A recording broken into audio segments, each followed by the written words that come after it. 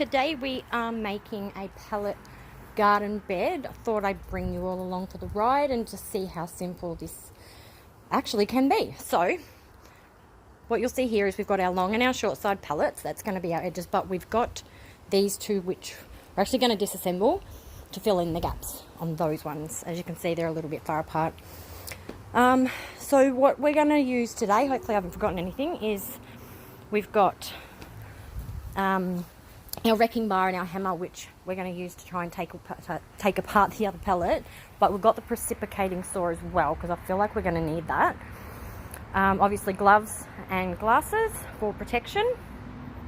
We've got our screws and our nails, which we're going to use along the way to either put the garden wrap on the inside and attach those extra slats in there.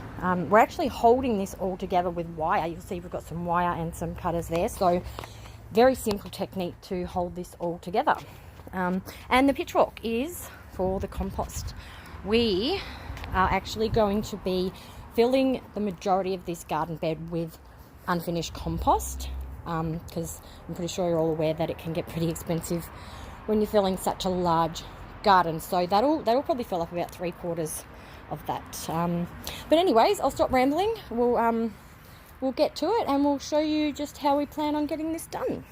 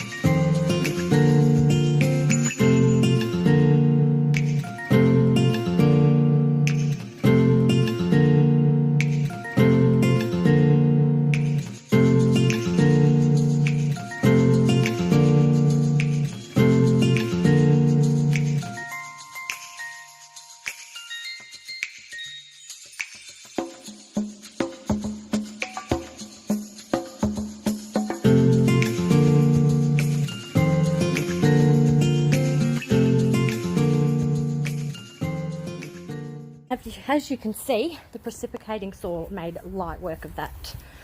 We actually have about 12 panels here, which is good. We don't need to do the other pallet. We've got enough here to do what we need to do. So we are going to now fill in the gaps on these two, and then we'll get to putting it all together.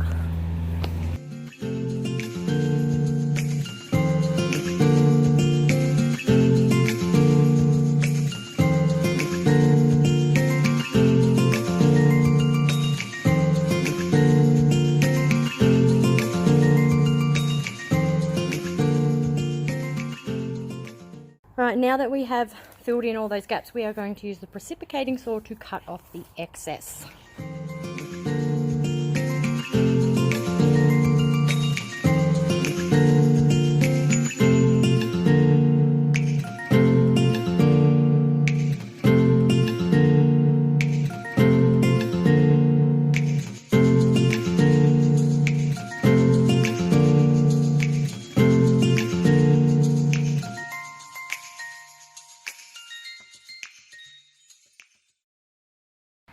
Well, it's a new day. We ended up having to cut our day short yesterday due to the heat, so we are back out here again this morning to try and get this all finished. What we're going to do first is we're going to line the insides of each of our panels with some of, what do we call this, control mat, weed control mat. So we're going to put that on the inside of each 4 panels.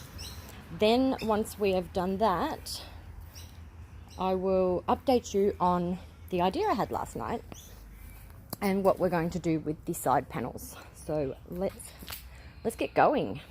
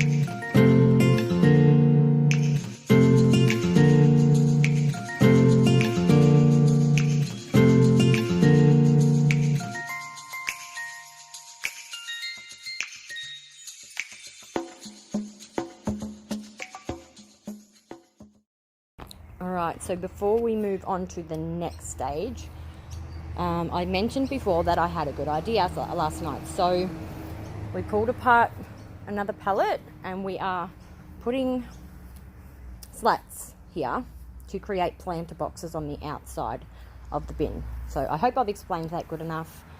You'll see the end result and hopefully it turns out how I like it.